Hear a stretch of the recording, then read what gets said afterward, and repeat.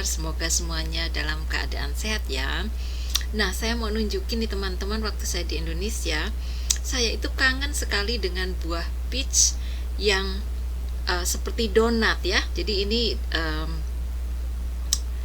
buah peach yang biasanya tuh gendut-gendut, tapi ini yang bentuknya seperti donat ya, seperti ini. Sangat enak, sangat manis ya, dan empuk ya. Jadi empuk tetapi tidak terlalu empuk, jadi masih kenyal-kenyal. Jadi itu saya kalau lihat ini kok jadi teringat perjalanan saya dari Amerika ke Indonesia ya. Waktu itu perjalanan tahun 96 kalau nggak salah ya. Jadi saya melakukan perjalanan naik pesawat bersama anak saya ya. Anak saya umurnya 2,5 tahun, jadi masih kecil.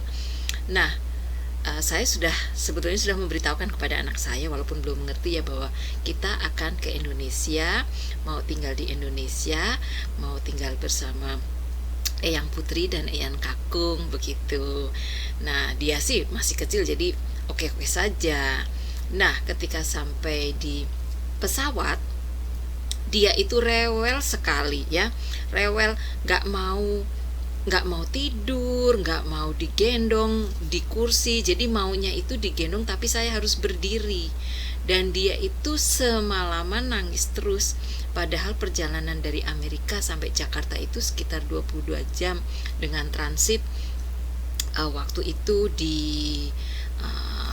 LA dan satu lagi di Hong Kong. Nah, itu setiap naik pesawat dia itu menangis keras-keras dan bilangnya begini, "Go home mami, go home mami." Saya bilang, home-nya itu di Indonesia, kita ini mau pulang. No, no, no, go home, go home. Dia nunjuk-nunjuk ke istilahnya ke tempat apartemen kami yang di Amerika. Jadi arahnya tuh betul arah ke sana gitu ya. Jadi go home mami, go home. Dia kangen sama mainannya, dia kangen sama makanan yang umum di sana.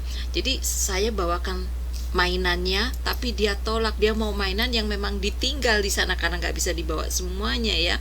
Jadi saya waktu itu rasanya sedih banget dan patah hati gitu ya. Rasanya tuh ya Allah, gimana lah caranya untuk menyembuhkan luka hati anak saya itu ya. Jadi sepanjang malam di perjalanan di dalam pesawat itu, saya tidak bisa duduk. Saya berdiri sambil menggendong anak saya. Anak saya nggak mau dipegang sama siapapun ya. Walaupun dirayu, dikasih apa-apa nggak mau. Pokoknya dipelukan saya dan nangis. Asal nangis itu go home bilangnya gitu. Kalau saya duduk, dia bangun. Nah, begitu saya berdiri, dia lumayan bisa tidur begitu. Dan itu semalaman. Tapi ya sebagai seorang ibu, walaupun capek, gak sempat makan, gak sempat minum yang normal, tapi ya tetap dengan bahagianya menggendong Ananda tercinta. Nah, itulah hebatnya. Saya belajar bahwa ternyata menjadi ibu itu, walaupun kalau orang melihat, atau saya dulu sebelum punya anak itu melihat, wah jadi seorang ibu tuh capek ya, malam harus bangun karena mungkin anak minta susu, minta minum, minta pipis, kemudian juga paginya bangunnya nggak bisa siang, harus pagi karena biasanya anak-anak itu kan pagi-pagi sudah bangun ya, bayi-bayi itu. Kemudian siang yang biasanya kita bebas mau pergi kemana nggak tahu waktu, ini harus, oh jam segini anakku harus minum susu, jam segini aku harus buatin makanan anak, oh jam segini harus memandikan anak. Nah, tanggung jawab seperti itu kelihatannya susah, tapi setelah kita jadi ibu tuh rasanya semuanya tuh dirasakan dengan penuh cinta, dengan penuh sayang. Walaupun kita capek, walaupun kita seharian mungkin nggak bisa istirahat, tapi tetap dengan senang melayani anak kita. Yang penting anak kita itu bahagia dan sehat.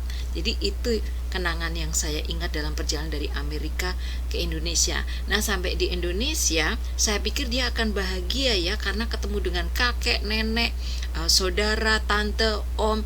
Dia ngamuk terus, nangis begitu sampai di bandara, ngamuk, mau go home. Terus saya bilang, kita mau go home ini ya, kita mau go home nih ke tempat Eyang Kakung, Eyang Putri. No, my home. Dia tetap kayak gitu. Terus bapak saya ini ya bilang, "Londo, kamu bawa tanah enggak?" Saya bilang, "Tanah apa sih Pak?" Itu kalau orang Jawa bilang itu kalau kamu pindah bawa anak kecil itu harus bawa tanah dari situ. Lah ya Pak, nggak kepikiran. Terus juga mungkin nggak boleh lah bawa tanah dari Amerika dibawa ke Indonesia, nanti kena di imigrasi, di bandara mungkin nggak boleh masuk gitu, karena tanah itu kan bisa mengandung bakteria atau jamur, mikroorganisme yang bisa memberikan penyakit di tanah-tanah Indonesia. Kita kan nggak pernah tahu gitu. Wah, ya anakmu nanti nak rewel terus.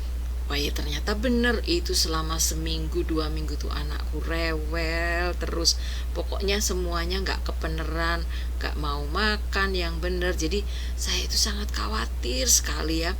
Saya rayu-rayu sambil saya bilang, nak jangan khawatir, nanti kapan-kapan kita ke Amerika lagi nak ya, tapi harus sabar, sekarang kita spend time dulu sama Eyang Putri, Eyang Kakung ya. Jadi saya pokoknya Mas hari-hari bersama anak saya bujuk-bujuk, kemudian juga saya ajak kemana-mana lah di Indonesia itu supaya bisa seneng, maksudnya kemana-mana tuh keluar rumah, kemudian main atau beli mainan gitu.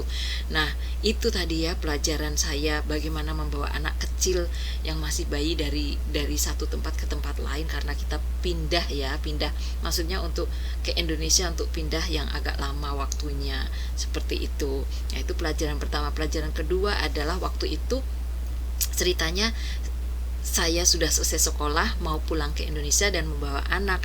Nah saya dengar kabar harga diaper itu mahal banget. Jadi saya pikir wah, karena di Amerika harga diaper itu murah, ya udah aja beli diaper banyak-banyak. Jadi saya pakai carry-onnya itu diisi diaper semuanya ya, karena bayangan saya diaper itu kan ringan. Nah sampai di airport ya, di airport Chicago kalau nggak salah, itu ternyata ya Allah, dari gate satu ke gate yang lain tuh jauhnya minta ampun. Saya capek sambil gendong anak karena dia nggak mau duduk di stroller gitu kadang-kadang. Jadi saya yang gendong bawa carry on. Waduh, repot banget ya. Akhirnya saya berpikir ini nggak worth it ini bawa diaper banyak-banyak. Udah saya taruh di kayak tas plastik begitu, saya tulis for free gitu, saya taruh di kamar mandi, diaper free, masih baru begitu ya. Akhirnya semua saya taruh situ, saya nggak peduli lagi mau punya diaper atau enggak di Indonesia. Nanti kalau nggak punya diaper ya pakai popok, saya pikir begitu, karena zaman waktu itu kan saya masih mikir bahwa betul-betul mahal banget lah itu diaper di Indonesia, karena kan ketika kita baru sekolah itu kan datang ke Indonesia kan belum ada gaji yang cukup untuk hidup layak seperti itu. Jadi itu pengalaman saya teman-teman ya, 2 hal berkaitan dengan membawa anak yang minta go home terus, tidak mau ke Indonesia. Yang kedua adalah tentang diaper tadi. Oke, sampai bertemu lagi di kisah yang lain. Terima kasih sudah nonton video ini. Bye bye.